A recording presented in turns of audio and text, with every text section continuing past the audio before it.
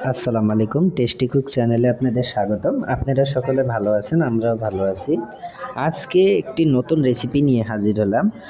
আজকে হলো লাউর ছোলা আলু দিয়ে ভাজি।